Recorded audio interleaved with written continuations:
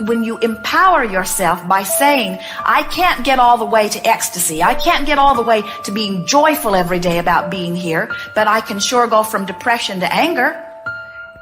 And the step of patting yourself on the back as you say, I deliberately chose a different thought, and the conscious acknowledgement that I do now find relief in this, that's the key. Because if you can feel a little better, you can feel a little better again. And if you can feel a little better again, you can feel a little better again. And before you know it, you're over here where you say you want to be.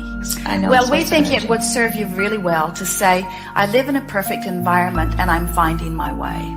And this is an environment of freedom, and free will really matters to me. And I love how readily the universe responds to what I decide to give my attention to, because these manifestations help me know where I'm vibrating. And since it is my quest to vibrate in the best possible place that I can, then these manifestations are very helpful to help me know how I'm doing, because I want to know how I'm doing. I like paying attention to the way I feel, and for the most part my life is going very well. And if there's an area that I'm not particularly paying attention of, where something can sneak up on me a little bit, then a manifestation occurs. But it doesn't matter, because it's not finished. I don't ever get it done. I can't get it wrong. In other words, we want you to be in love with your life in the way that we are in love with your life. We would dearly love for you to feel appreciation for your ability to create. We love it when you make the conscious association between thoughts that you've been thinking and things that have been happening. But for the most part, as we interact with most of you, we see you not really eager to apply the tools that will shift your vibration. It's like most of you say, I would like it to be different, but I'm really not willing to do the work that I need to do to shift my vibration. And what we're wanting you to relax instead and say is, I want to know how to shift my vibration, because it isn't only about getting the electricity finished. It isn't only about having these manifestations happen in the way that I want them. It's about my joyful life experience in the interim, because all of life is about now. And I want to feel the best that I can possibly feel right now. And so God didn't set it up inappropriately. This energy that you're referring to as God said, here is an environment where all things are possible. And if you can dream it, this environment has the ability to deliver it to you. And if you're off track, you'll know it, because you won't feel too good. And if you're on track, you'll feel wonderful. So feel your way into vibrational alignment with your heart's desire and live happily ever after. That is really what you knew as you made the decision to come forth into this physical experience. Please do not beat up on yourself if you are not always in a joyful place. Negative emotion is not a bad thing. It's a good thing, because it's an indicator of where you are. How do you know where you are if you do not have some frame of reference to where you are? Between where you are and where you want to be, that's where your creative work is. And when your dominant intention is to feel the relief of resistance, you will be home free. But as long as you're willing to beat the drum for who knows what reasons, sometimes you do it for drama, sometimes you do it for attention, sometimes you do it because you're so irritated about where you stand, you feel that you need to justify in some way how you got there. Sometimes it's because there are other eyes upon you that are accusing or not appreciating you, and you're trying to straighten them out and help them to know that you're not bad. I'm not bad, I'm good, and life should be better for me. Better things should be coming to me, because innately you know, you're screaming it from the very core of your being, I'm a good person. Good things should be happening to me. I shouldn't be confused or overwhelmed or sick or abandoned. I shouldn't be abused or robbed. I shouldn't be mistreated in any way. I'm good. This is the cry that is coming forth from you. And we say, yes, you are. Yes, you are good. You are good. You are really, really good. But you've got to start saying I'm good rather than I'm not bad. You've got to start saying I'm worthy rather than I'm not unworthy. You've got to stop justifying and defending your position. You've got to start speaking toward. You've got to turn in the direction of San Diego. And then just keep chugging along, chugging along, chugging along. You'll get there. You can't not get there. And meanwhile, in time, you'll get so good at this that you won't care where you are. You'll sort of revel in not being where you want to be. Esther broke something beautiful in the house one day, and she said, oh good, something to buy. Now I have a reason to shop, you see. And that's sort of the way we want you to feel about everything. Oh good, a reason to focus. Oh good, a reason to invoke the power of my source energy. Oh good, a reason to be more aware of my emotions. Oh good, a reason to pay attention to the manifestations that are coming. Oh good, a reason to feel more alive, a reason to be more deliberate, a reason to feel the hands-on, fingers in the clay creating that I'm really about. You are a creative genius. You didn't come forth to watch somebody else create. You didn't come forth into an environment that was all perfect so that you could just sit there and say, well, isn't this lovely? You're creators. You want to create, which means you want to think, which means you want to think about what you don't want so that you can think about what you do want, and you want to know the difference in how they feel. How would you like to be the best creator in the whole world, a sculpture of some magnificent proportion, and have someone say to you, from now on you don't have to make anything, I'll make them all and bring them to you. So every day they bring you something else and say, put this in your collection, put this in your collection, and after a while you'd say, don't bring me any more creations, I am the creator. I want to mold it, I want to sculpt it, I want to create it, I want to paint it. Me, I want to do it. I am the creative genius that wanted to come forth into this body and chose this environment specifically because it was the best environment that anyone ever imagined for satisfying life experience. The feeling of trust for most people is outside of you. I trust that they see me and that they'll do good by me. Trust is, we're just going to give it to you. Trust is irrelevant when you know how the universe works. What is there to trust? What is there to trust? Feel like this and this happens. Feel like this and this happens. Connect the dots, connect the dots, connect the dots, connect the dots. Connect the dots, connect the dots, connect the dots. Look around. People are displaying how they feel and what's happening, and how they feel and what's happening, and how they feel and what's happening. Somebody feels like a victim. Watch what happens to them. Everything goes wrong. They get treated very badly by people who've never treated anybody badly before in their whole life. And so as you start realizing that I can conjure, I can produce deliberately a feeling of trust by looking for easy matches. What are some things that you can trust? Let's stay here for a little bit because this is big for all of you. What is it that you want to trust? One day, Esther came up these stairs, not these stairs, but some stairs. And when she stepped on it, it wasn't up against the stage. It wasn't hooked on. And it wasn't any of them. It was long before any of them.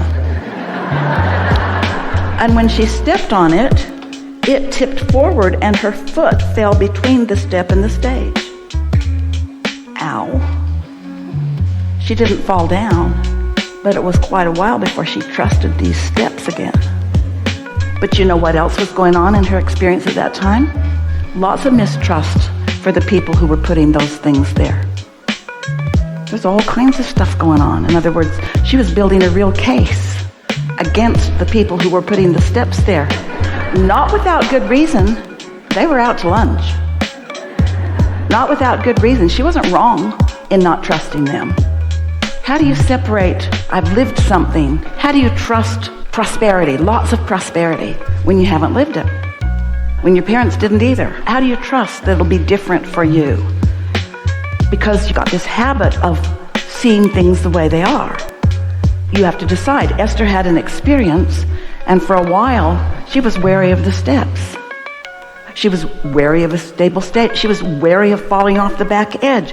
She was wary of a lot of things. She was wary of falling down in the parking lot.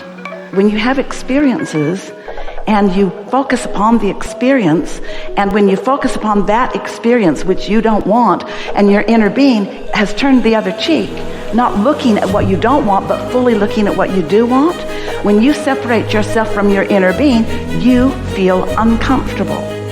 So now humans want to make a case. Yeah, but Abraham, that step failed Esther. So how would she ever trust that again? That is your work. To not need the condition to line up just the way you want it in order to find the feeling. Esther can find other things that match. She doesn't even ever have to think about steps again. She can just think about all of the other things that are matching. And when you find this that matches and that matches and that matches, yeah, but that doesn't match, then don't think about that. But that's big. How can I not think about that? Use your power of focus to think about the things that are matches to what feels good. Use your power of focus in a way that feels good. Well, there's a big rub for a lot of people about that because that makes you feel selfish. Oh, I shouldn't be so selfish. I should be thinking about other people. Well, think about other people in a way that makes you feel good. Because you've put a lot of people in your vortex. Yes, we're not asking you to only think about yourself. We're asking you to benefit yourself by choosing thoughts that feel good. Your inner being thinks about a whole lot of other people, a whole lot of other things. You just want to do it in a way that serves you and them, you see. And so what you really want to trust, what we want you to come to trust more than everything else put together, I trust that I can find connection to my inner being if I want to enough. I trust that my inner being is there. It is. I trust that my inner being is there and that my inner being is offering a vibration that I can hook up with just a little bit of focus. Trust that. Trust that and then prove it to yourself. So it's all about my newfound determination to focus with the intention of generating a feeling that feels good to me while I do it. That really is the key to what we call in this workshop art of allowing. The art of allowing all of the wonderful things in that want in by virtue of my releasing resistance, which is the only thing that's been keeping them out. There are two things that we would encourage you to do in terms of action.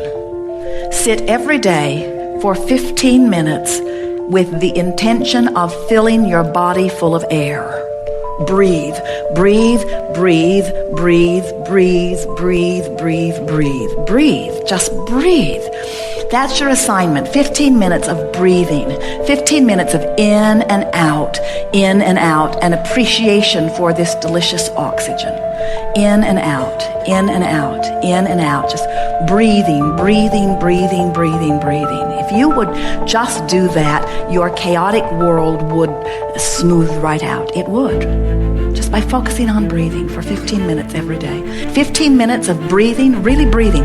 Breathing with the idea of filling my body, filling my lungs so that my lungs can transport the oxygen and all of its life-giving qualities to the extremities of my body. Breathing. If you're running, if you're moving your body, you're doing it automatically. But breathe, breathe, breathe, breathe, breathe, breathe, breathe. It is the exercise of allowing above all other exercises of allowing. In other words, the air is there for you. The well-being is there for you. Source energy has lined everything up for you. Just breathe yourself into receiving the fullness and no chaos there. Just breathe. Just breathe. It is the most natural thing in the world. You are worthy and loved and brilliant, and your life has caused you to launch so many rockets that are right there, ready to come into fruition. Just breathe them into being. And then after you breathe for 15 minutes every day for a while, then use that time to breathe and love me. Breathe and love me. Breathe and love the air. Breathe and love my body. Breathe and love my nose. Breathe and love my lungs. Breathe and love my physical mechanism. Just breathe and love and breathe and love and breathe and love and breathe and love. And after you've done that for a few days, then breathe and love that one over there, and breathe and love that one over there, and breathe and love and breathe and love.